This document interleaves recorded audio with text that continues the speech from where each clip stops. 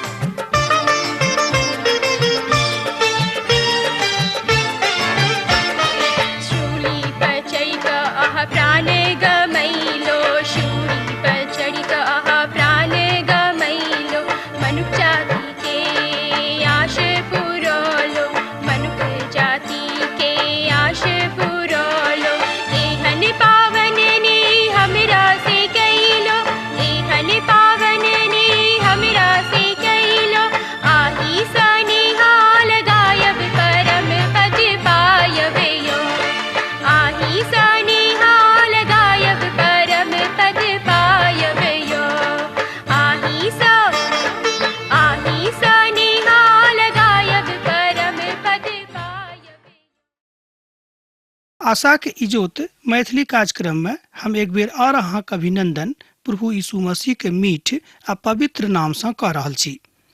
अहाँक तऽ मालूमे हैत कि हमरा सब अखन याकूब के पोथी के अध्ययन में लागल छी। आजुक दिन हमरा सब एहि पोथी के 3 अध्याय के 5 पद से लऽ कऽ 18 पद धरि के अध्ययन आरंभ करब। हमर विश्वास अछि, आशा अछि अहाँ सब तैयार होयब और प्रभु के वचनक सुनबाक लेल सिखबाक लेल अपन मनक सेहो तैयार कने न होय। तहन आजुक दिन हमरा सब एहि अध्याय के अर्थात 3 अध्याय के 5 और 6 पद के पढ़ के आरंभ कर रहलो हैं। तहन एहि बातक के शीर्षक देवल जा सके छै जीवा के बस में केनाय। एक बेर आर सुनियो, जीवा के बस में केनाय। ओही तरह जीवा सेहो एकटा छोटटा अंग अछि आरो बड़ पैघ पैघ डिंग मारैत अछि। देखियो कनके आग बा पैघ बा भारी जंगल के जरा दैत अछि आ आग लाग जाइत अछि, अर्थात दोसर गप में आग लगा दैत अछि। जीवा स्वयं के एकटा आग अछि। दोसर गप में जीवा स्वयं में एकटा आग अछि। जीवा हमरा सबक अंग में एकटा अधर्मक लोक अछि और वो समस्त देही पर कलंक लगा दैत अछि और जिंदगी के गति में आग लगा दैत अछि और नरकक कुंडक आग सँ जरा दैत अछि। याकूबक पोथी में हमरा लोकन ए बातक देखलहुँ हैं 3 अध्याय के 5 पद और 6 पद में। अहूँ पढ़ के अवश्य ए बातक सत्यापन केने होइब, ई हमर विश्वास अछि। हमरा लोकन देख रहल छी जीवा के विषय में कोना हमरा लोकन नियंत्रण क सकलहुँ हैं। ई वह स्थान है जतऽ से हम एकटा अपन छोटटा पोथी के लेल शीर्षक पोने छलहुँ हैं। एठाम टीकाकार साहब अपन गवाही दऽ रहल छथि, कियाक तो पोथी एहि तरह के अध्ययन पर आधारित छल। ओहिठाम जेना हमरा लोकनि जानै छी कि नरक में आग लागल अछि या रहन हुनक पोथी के शीर्षक अर्थात नरक में आग लागल अछि। ए बातों को बतौने छथि कि मनुखक बोली जिंदगी के जरा दैत अछि, जरा सकै छै और एही बातक लऽ कऽ ओहिठाम बाहर सेहो रहल छथि। मुदा जाय बातक हमरा लोकनि कथनक दृष्टिकोण से देखै छी ओ कथनक नहि थिक, मुदा कथा आ कथामृत दुनू अछि। एही बातक लेल एहिठाम ग्रीक शब्दक प्रयोग कयल गेल अछि। ओ शब्द अछि जेनीहेना। एहि शब्दक वास्तविक अर्थ होइत अछि घाटी के दिस इशारा, जतऽ आग कहियो खत्म नहीं होइत अछि। एहि शब्दक प्रयोग नवा नियमक पोथी में मात्र 12टा बेर कयल गेल अछि। प्रभु यीशु मसीह एहि शब्दक प्रयोग 11 बेर स्वयं कयने छलाह आ याकूब एहि शब्दक प्रयोग 1 बेर कयने रहथि। ई बड़ सटीक अनुवाद अछि। नरकक आग में जीवा में लागल अछि। दोसर गप में नरकक आग में जीवा लागि गेल अछि। अब ई बात बड़ महत्वपूर्ण भ जाय छै जे याकूब ए बातक बड़ प्रायोगिक भाव में आ सत्यक ढंग से लागू क देने छथि, जाहिसँ मनुष्य परमेश्वरक वचन से तृप्त भ जायक और हुनका हृदय में कोनो तरह के एमर उमर भावना नहीं आबेन। वो सब तो बहुत बेर बड़ विनाशकारी भ जाइत छथि, अर्थात जंगलक आग बहुत बेर बहुत विनाशकारी भ जाय छै। ओ सब नियंत्रण से बाहर भ जाइत छथि आ हुनका सभक त स्वयं जरेबाक अछि। आ एही बातक बहुत उदाहरण हमरा लोकनि पवित्र बाइबल में देखै छी। आग त आजुक युग में आदमी के प्रतीकात्मक बातक नीक दोस्तक जकाँ लागैत छथि। बहुत इतिहासकार त कहैत छथि जहन मनुख आगि के आविष्कार कने छलाह तहने मनुख जाति के सबटा समस्या के समाधान भ गेल रहन, अर्थात मनुख सभ्यता के विकासक दिस बढ़नाय आरंभ क देने रहथि। अर्थात ई मनुख के सभ्यताक आरंभ कयने छल। अर्थात आगि के किछ अखन सबटा कथा संभव नहीं अछि बतौनाय, मुदा आगिक ऊपर नियंत्रण सेहो रखबाक अछि, कियाक त आग जो नियंत्रण में रहत त एहिसँ अहाँक फायदा हैत और जो नियंत्रण में नहीं रहत त एहिसँ अहाँक घाटा हैत। आ जहन आग नियंत्रण में रहैत अछि ई बात बड़ नीक लागैत अछि और ई अहाँक आराम सेहो दैत अछि। आ आगि के शक्ति से जतेक वस्तु के निर्माण कयल गेल अछि ओहि सबटा निर्माण से मनुख ओहि बातक के सात्विक विधा में देख क चरमरा क नहीं, मुदा एहि बातक बुझैत छथि। अर्थात कारखाना के चक्का के आग चलाबैत अछि। ई बड़ खतरनाक नहीं भेल, कियाक त एहिठाम बहुत लोग एही कारणे अपन अपन रोजी रोजगार चलाबैत छथि। मुदा जँ ई आग नियंत्रण में अछि तेहन आ जँ नियंत्रण में नहीं रहत त एहि बात से मनुख के बहुत घाटा भ जाय छै। बड़ दुखक बात यह थी कि मनुख आजुक युग में अपन जीवा के ऊपर नियंत्रण नहीं राखैत छथि। यह ओ बात अछि जे लोक अपन आगि के पाछा जाइत छथि। आजुक वर्तमान सभ्यता में लोग आगि के ऊपर ठीक नियंत्रण नहीं क सकैत छथि। हमरा सब सभ्यता में एखनो आगि के ऊपर नियंत्रण नहीं कयने छी। लंदन में आग लागल छलै के एहि बातक हमरा लोग इतिहासक पोथी में देखे छी 1666 ईस्वी में, अर्थात संपूर्ण लंदन शहर का ई आग जरा देने रहे। ए बातक हमरा लोग इतिहासक पोथी से देखे छी, अर्थात संपूर्ण नगर को जरा कर राख क देने रहे।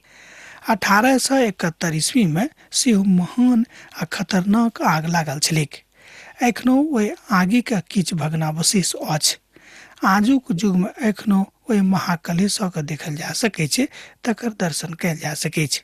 जीवा आगिक समान अछि आ जहन ई नियंत्रण में रहैत अछि तहन ई ठीक रहैत अछि, आ जहन ई नियंत्रण से बाहर भ जाइत अछि तहन ई विनाशक रूप धारण क लैत अछि।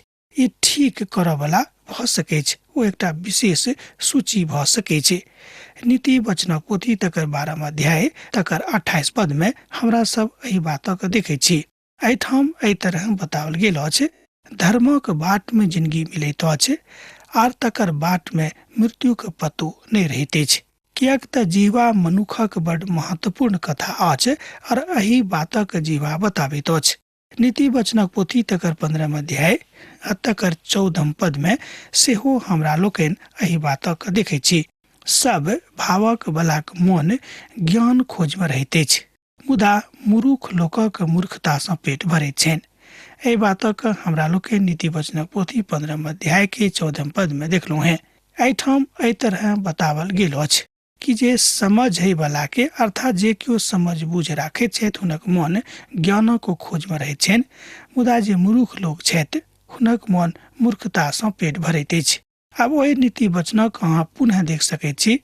आ एहि किएक तऽ अपना कथाक बड़ चारित्रिक स्वभाव में जँ अहाँ देखबै तऽ पाएब कि जँ अहाँक नियंत्रण जिह्वाक ऊपर अछि तहन ई जीवा अहाँके नीक बात करत, आ जँ नहि करत तऽ अहाँके जीवा सेहो बड़ तकलीफ में आनि देत। हमरा अपन गामक एकटा बात याद अछि, तकरा हम अहाँके सम्मुख में राखऽ चाहै छी। गामक एकटा बड़ प्रसिद्ध आ वृद्ध आ विद्वान मनुष्य छलाह। ओ एक रोज हमरा बजा कऽ बजलखिन, यौ की अहाँ जानै छी कि यह मुँह लोक के पान खुआबैत अछि आ यह मुँह लोक के लात सेहो खुआबैत अछि। एकर मतलब यह भेलै कि जँ अहाँके नियंत्रण अहाँके बोली पर अछि तहन अहाँ प्रभु सँ आदर पाएब, लोक सँ आदर पाएब आ प्रभुक महिमा के बुझब, हुनक वचनक बुझब, अन्यथा नहि बुझब। अहाँ जानैत छी जे समौन पत्रसक जीभा पर प्रभु के इनकार केने रहैत। अहाँ जानैत छी कि समौन पत्रस अपने जीवा से प्रभु यीशु मसीह के इनकार कऽ देने रहैत। अहाँ जानैत छी जे यहूदा अस्करियोती के जीवा प्रभु यीशु मसीह के जान लेलाक बादो प्रभु यीशु मसीह के इनकार कऽ देने रहैत। मुदा पेंतीकोस्तक दिन एहि बातक देखल गेल जे ओ लोक सब जहन ओ सब प्रार्थना कऽ रहल छलाह आ पवित्र आत्मा हुनका सभक मध्य में उतरलनि तऽ ई बात हुनका सभक लेल बड़ फायदाक भऽ गेल। संपूर्ण मनुष्य जाति के ओहि दिन एकटा नव विधा के एहसास भेलनि, संवेदनशीलता भेलनि आरो परमेश्वरक उपस्थिति के ओ सब अपन जिंदगी के मध्य में अनुभव कैलथि। ई बात जीवा के कारणे भेल रही, किएक तो सब बड़ नीक रीति सँ विनम्र भऽ कऽ विनीत भऽ कऽ प्रभु सँ प्रार्थना केने छलाह। आग झाड़ी और जंगल के जरा दैत अछि आ आग जकाँ जीवा कलीसिया के आ प्रेमक जरा सकैत अछि।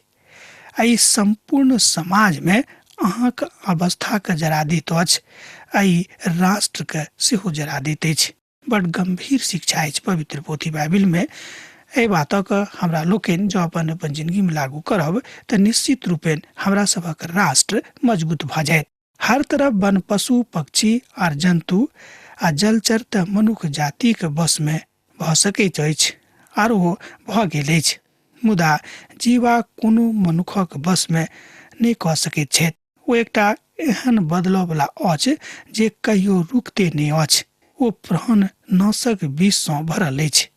याकूबक पोथी 3 अध्याय तकर 7 पद और 8 पद एहि बातक कहैत अछि।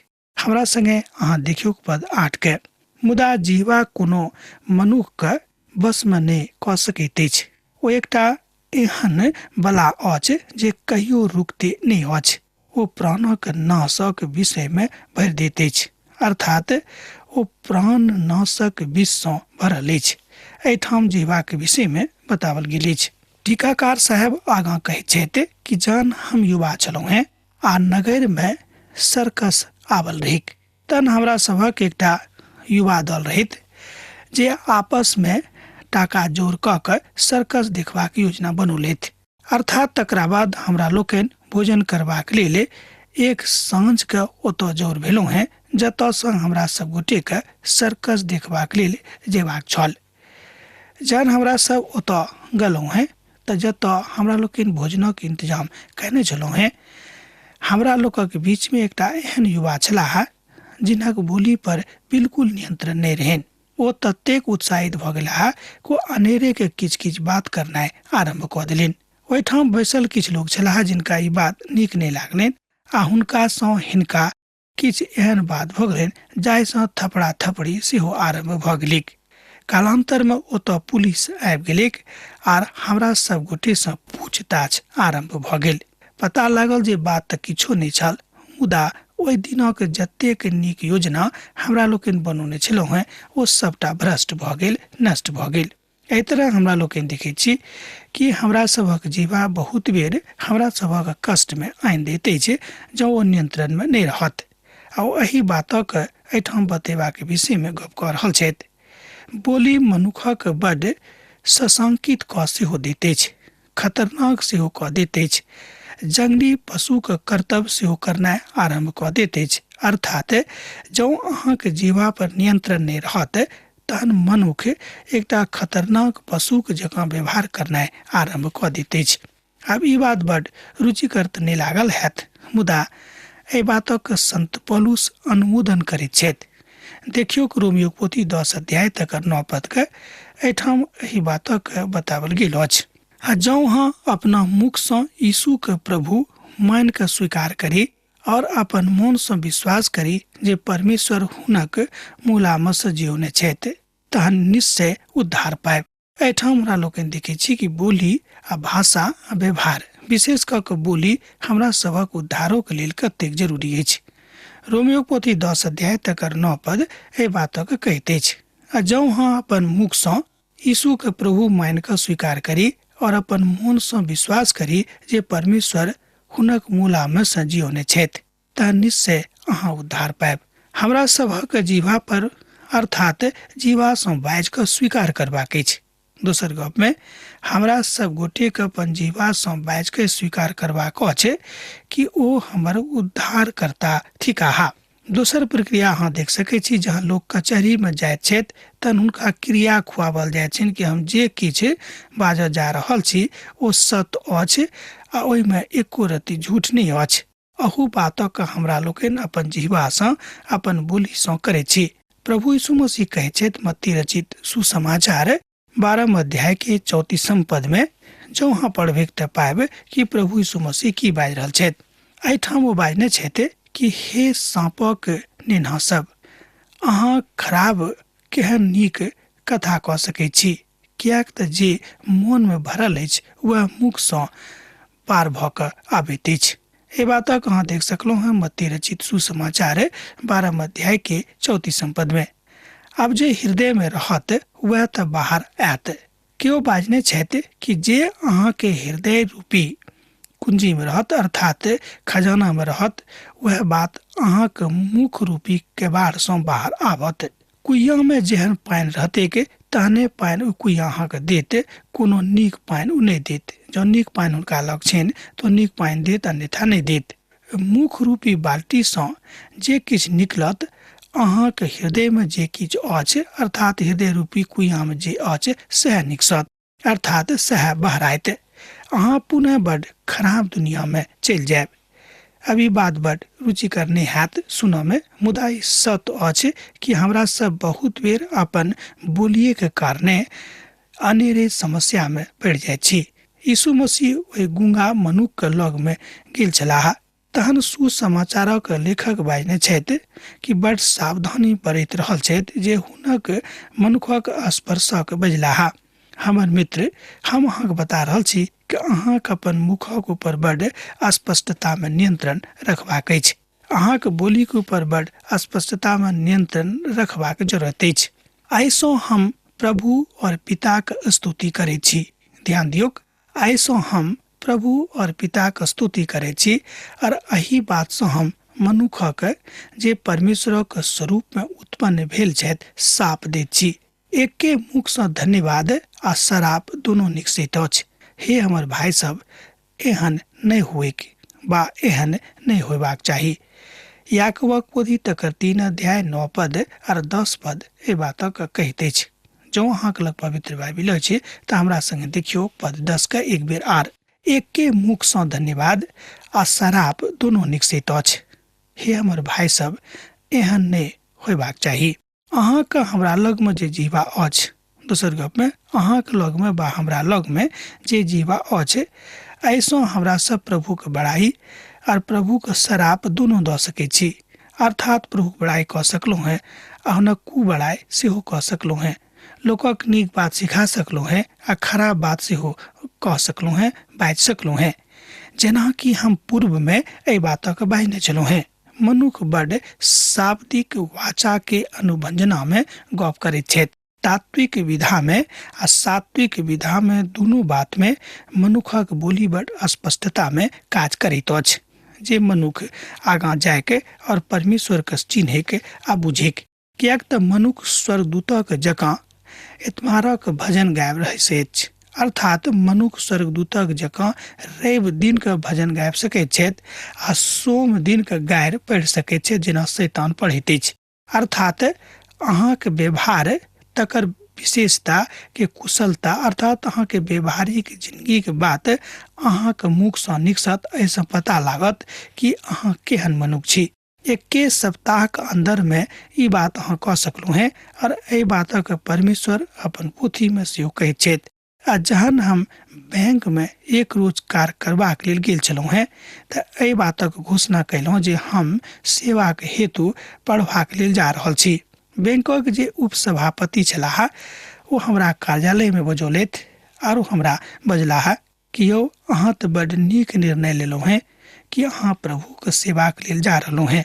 अहाँ हमरा लग बैसू, हम अहाँके लेल प्रार्थना करब आ हमरा से जे सहायता होइत से हम अहाँके करब। प्रभु के महान दास अपन गवाही में एहि बातक बाजि रहल छथि।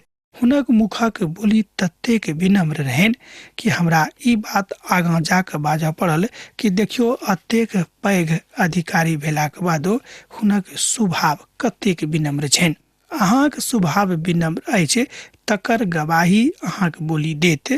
जेनाकि विश्वासक बातक हमरा लोकनि अपन जिंदगी के व्यवहार सँ देखै छी, एही तरह अहाँक मोन केहन अछि एहि बातक अहाँक बोली बतायत, अन्यथा हम नहीं बुझ सकलहुँ हैं जे अहाँ केहन मनुख छी।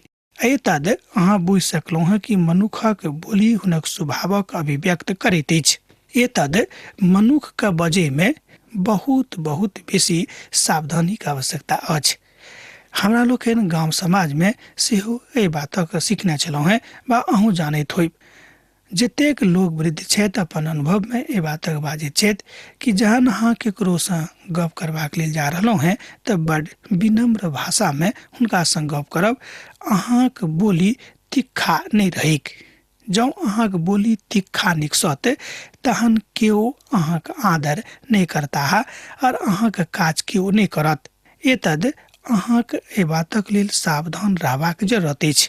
मान लियो अहाँ आनेरे बहुत बेर बहुत ठाम फंस सकलहुँ हैं जतऽ अहाँ केओ नहीं जानैत छथि, मुदा अहाँक बोली अहाँक बचा सकै छै जँ अहाँक बोली मधुर अछि, नीक अछि, व्यवहारिक अछि। अर्थात संसार में जतऽ अहाँ वा हम छी एकटा हमरा से बहुत गड़बड़ संसार में छी जतऽ मनुख सब ठाम अपने स्वार्थ में फिरैत रहैत छथि। एहिके बादो जँ अहाँक बोली विनम्र रहत, विनीत रहत, सरल रहत तऽ लोग बुझि जायत जे आदमी नीक अछि, हिनका मदद कऽ दियौन, भने ओ अहाँके नहीं जानैत छथि। तहन बैंकक ओ सभापति हमरा मदद कैलथि आ जहन हम प्रभु के वचनक अध्ययन करबा हेतु महाविद्यालय जा रहल छलहुँ हैं तो अभिव्यक्त कैलथि कि हम अहाँक सहायता करब अरब, अर्थात ओ कहलथि कि हम अहाँक सहायता करब, भने केतबो टाका किएक नहीं लागे। उनके सहायता के कारणे हम महाविद्यालय में जाकर पढ़ सकलहुँ हैं आ अपन शिक्षा के पूर्ण कऽ सकलहुँ हैं। एहि बातक गवाही प्रभु के महान दास दऽ रहल छथिन। आजुक आरंभ एही विधि सँ भेल छल, मुदा हुनक ओहि व्यवसाय में अर्थात हुनक जे व्यवसाय छल ओहि में खूब बढ़ोतरी भेलनि। एकटा और उदाहरण लियो। एकटा दर्जी हमरा बगल में रहैत छलखिन। हुनक व्यवसाय में बढ़ोतरी नहीं होइत रहनि कियाक तऽ हुनक बोली बड खराब रहनि। ओ बड टेटिया के बाजैत रहथि, मुदा हुनका लग ग्राहकक गिनाइ बंद भऽ गेलनि। हमरा से एक रोज गप भेल। हमरा कहलथि कि यौ प्रार्थना करूं कियाक तऽ हमर रोजी रोजगार नहीं चलैया। तहन हमरो से बड टेटिया के बजलाह। हुनका कहलनि कि यौ अहाँक तऽ बोली बड टटायल अछि। अहन टटायल बोली अहाँ बाजबै अपन ग्राहक सँ तऽ केओ अहाँक लग नहीं आयत। अहाँ अपन बोली पर नियंत्रण राखियौ, देखियौ अहाँक व्यवसाय में बहुत फायदा हैत, परमेश्वर अहाँक आशीषित करता है। कालांतर में जहन हुनका लग में गेलियनि तऽ देखलियनि कि हुनक व्यवसाय खूब नीक सँ पसरि गेल छनि। ओ हमरा दूरे सँ बजा कऽ बजलाह, यौ भैया सुनू सुनू, देखियौ हमर व्यवसाय बड़ नीक चलि गेल। प्रभु यीशु मसीह के आशीष हमरा जिंदगी में आबि गेल। अहाँक सलाह बड़ काज देलक। हम उनका कहलिन कि नहीं, ये हमर सलाह ने, ये पवित्र पोथी बाइबिल के सलाह अछि कि हमरा सबक अपन बोली के ऊपर नियंत्रण रखबाक अछि। अहाँ नियंत्रण रखनाइ आरंभ कऽ देलहुँ हैं। एही कारणे परमेश्वरक दया, परमेश्वरक कृपा, परमेश्वरक करुणा, परमेश्वरक अनुग्रह, परमेश्वरक प्रेम और परमेश्वरक बरकत अहाँके जिंदगी में आबि गेल। ओ सुनि कऽ बड़ आह्लादित भऽ गेलाह आ बजलथि कि नहीं, अहाँ ठीक बाजने छलहुँ हैं। एहिठाम प्रभुक महान दासक हमरा लोकनि गवाही सुनलहुँ हैं कि बोली हमरा सभक जिंदगी में, व्यवहारिक जिंदगी में की कऽ सकैत छै, की ओ सोचि सकैत अछि। केओ मुख से मीठ और केओ मुख से नूनछाहा दोनों पानि निकाल सकैत अछि। हे हमर भाई सब, कि अंजीरक गाछ में जैतूनो बा दाखक लता में अंजीर लागि सकैत छै, ओही तरह खरा सोता से मीठ पानि नहीं निकलि सकैत अछि। याकूबक पोथी 3 अध्याय तकर 11 पद आ 12 पद एहि बातक कहैत अछि। दोसर शब्द में मनुख दू मनक बा दू चेहरा के लऽ कऽ चलैत छथि। अपन जीवा के प्रयोग एहि तरह ओ दू प्रभाग में कऽ सकैत छथि, अर्थात अच्छा प्रभाव में आर खराब प्रभाव में। दुनू ओ बाजि सकैत छथि, नीक बोली बाजि सकैत छथि आ खराब सेहो बाजि सकैत छथि। एहि धरती पर हुनका एहि बातक अधिकार तऽ छनि कि ओ खराब बाजैत बा नीक बाजैत, मुदा अहाँ नूनछाह आ मीठ दोनों तरहक पानि अपन मुख से निकालि सकलहुँ हैं, अर्थात बाजि सकलहुँ हैं। एहिठाम उदाहरण देवल गेल अछि। अहाँक बोली जँ नूनछाह रहत तऽ केओ अहाँक लग नहीं आयत, आ जँ अहाँक बोली मीठ रहत तऽ अहाँक लग बहुत लोग आयत और अहाँक काज कऽ देत। और अब जीवा वास्तविक में विश्वासक अभिव्यक्ति करैत अछि। जीवा सँ लोग अपन विश्वासक अभिव्यक्त करैत छथि, तैं जीवाक स्थान एहि संसार में, एहि दुनिया में, एहि जिंदगी में बड़ महत्वपूर्ण अछि। अर्थात जिंदगी के सबसे महत्वपूर्ण काज प्रभु यीशु मसीह के स्वीकार करनाइ जे अछि, तकरो अहाँ अपन जिह्वे सँ करैत छी। एहिठाम ई वह वस्तु आधारित गप थिक जे अहाँके परमेश्वरक लग में, परमेश्वरक सानिध्य में आनि दैत अछि, अर्थात स्वर्गीय ज्ञान का सेहो अहाँ सीख सकलहुँ हैं। याकूबक पोथी 3 अध्याय तकर 13 पद एहि बातक कहैत अछि। अहाँ में ज्ञानवान और समझदारक के छथि, जे एहन छथि जे अपना काज नीक चाल चलन सँ ओहि तरह नम्रता सहित प्रकट करैत छथि जे ज्ञान सँ उत्पन्न होइत अछि। एहि बातक अहाँ देख सकलहुँ हैं याकूबक पोथी 3 अध्याय तकर 13 पद में। जीवा तऽ वास्तविक विश्वासक प्रकट कऽ सकैत अछि, आ यह प्रभु चाहैत छथि कि अहाँके जिंदगी में एहि बातक गवाही नीक सीखे कि अहाँके जीवा वस्तुतः अपन उद्धारकर्ता के ग्रहण करैत। हमरा लोकनि सीख रहल छलहुँ हैं कि जीवा हमरा सभक जिंदगी में की सब कऽ सकैत छै। अब आजुक अध्ययन हमरा एहिठाम समाप्त करबाक आज्ञा दिअ। प्रभु अहाँ सभक जिंदगी में बहुत बहुत नीक नीक काज करैत। यीशुक नेह अहाँके जिंदगी में बनल रहे। आमीन। हमर विश्वास अछि कि ई कार्यक्रम अहाँके लेल लाभदायक सिद्ध अछि। हम चाहै छी कि अहाँ अपन आशीषके हमरा संग साझा करू। जँ अहाँके नजीक बाइबल सँ आ जीवनसँ संबंधित कोनो प्रकारके प्रश्न भऽ सकैत अछि तऽ अपन समस्याके लेल प्रार्थना करबाके लेल जँ चाहै छी तऽ हमरा फोन नंबर पर जरूर संपर्क कऽ सकैत छी। परमेश्वर अहाँ सबके लेल एकटा सुंदर, सुखद, आनंदित दिन प्रदान करैक।